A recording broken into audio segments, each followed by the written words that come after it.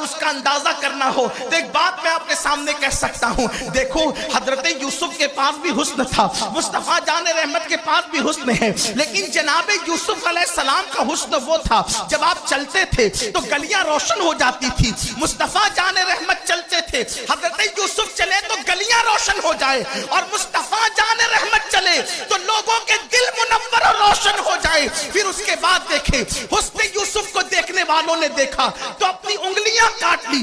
حسن یوسف کو دیکھ کر انگلیاں کٹ گئی, اور میرے نبی کی انگلی کو دیکھ کر چاند کے ٹکڑے ہو گئے.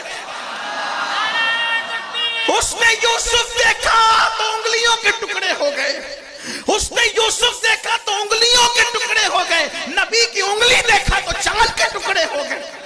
حضور کے حسن کا حال یہ. اور صحابہ فرماتے ہیں ہم نے حضور سے زیادہ کبھی کسی کو خوبصورت نہیں دیکھا.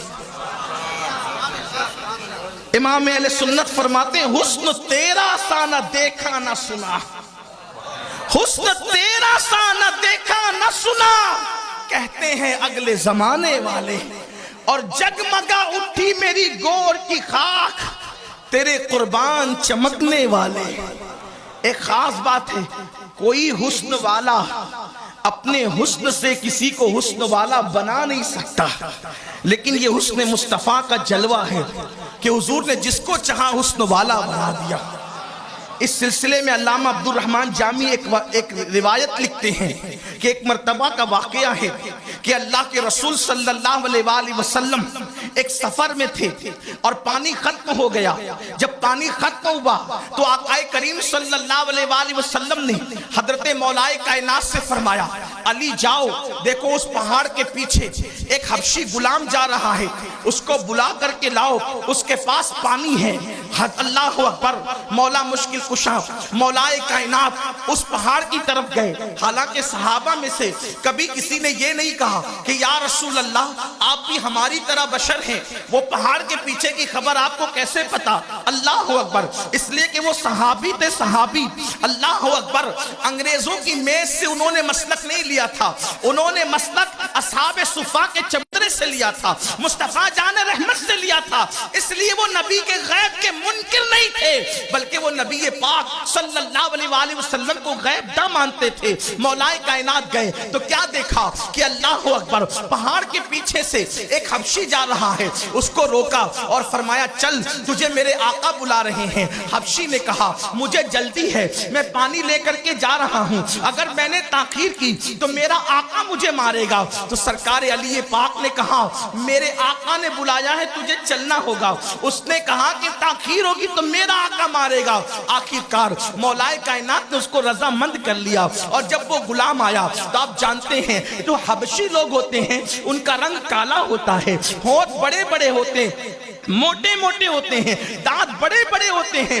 بظاہر انسان بہت خوبصورت نظر نہیں آتا, وہ بھدا سا غلام نظر آ رہا تھا. وہ آیا, میرے آقا صلی اللہ علیہ وسلم نے فرمایا اپنے مشکیزے سے کچھ پانی کٹورے میں ڈالو. اس نے کہا میرا پانی کم ہو جائے گا. آقا نے فرمایا کم نہیں ہوگا, تم کٹورے میں ڈالو. اس کے بعد اس نے کٹورے میں ڈالا. کٹورے میں ڈالنے کے بعد میرے سرکار نے اپنا ہاتھ اللہ اکبر اس کٹورے کے اندر رکھا اور صحابہ کرام سے فرمایا آؤ, اور تم پیاسے تھے نا, پانی لے جاؤ, اپنی سواریوں کو اپنے جانوروں کو پانی پلاؤ, اپنے سوکھے مشکیزے بھر لو. وہ حبشی یہ منظر دیکھتا رہا, بظاہر چھوٹا سا کٹورا, اس میں مصطفیٰ جان رحمت کے ہاتھ اور حضور علیہ السلام کی انگلیوں سے پانی کے چشمے ابل رہے تھے. صحابہ کرام پی رہے تھے, صحابہ کرام جو ہے اپنے مشکیزوں کو بھر رہے تھے, صحابہ کرام جو ہے اپنے اونٹوں کو, اپنے گھوڑوں کو, اپنے کھچروں کو پانی پلا رہے تھے. جب سب پی چکے, پلا چکے, پیٹ بھر چکے, مشکیزیں بھر چکے, تو آقا نے اس غلام کی طرف مخاطب ہو کے فرمایا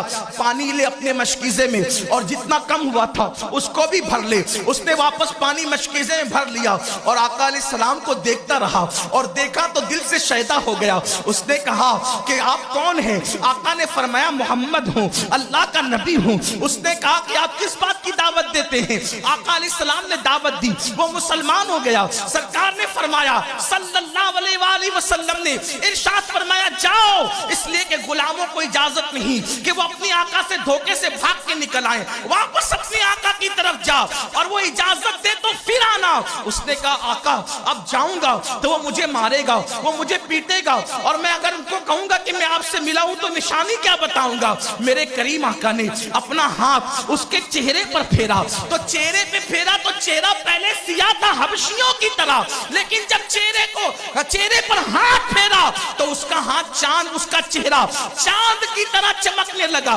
اس کا چہرہ خوبصورت ہو گیا۔ اور اس کے بعد اللہ اکبر، جب وہ لوٹا تو لوٹنے کے بعد جب اس نے پانی کا مشکیزہ پیش کیا تو اس کے آقا نے کہا تو کون ہے؟ اس نے کہا آپ کا غلام ہوں۔ کہا تو میرا غلام نہیں ہو سکتا، میرا غلام تو حبشی تھا، تو عربی ہے۔ کہا واللہ میں عربی نہیں حبشی ہوں، لیکن ایسے چمک والے سے نسبت ہو گئی ہے کہ اس نے مجھے بھی چمکا دیا ہے۔ چمک تجھ سے پاتے ہیں سب پانے والے، میرا دل بھی چمکا دے چمکانے والے۔ کسی حسین میں یہ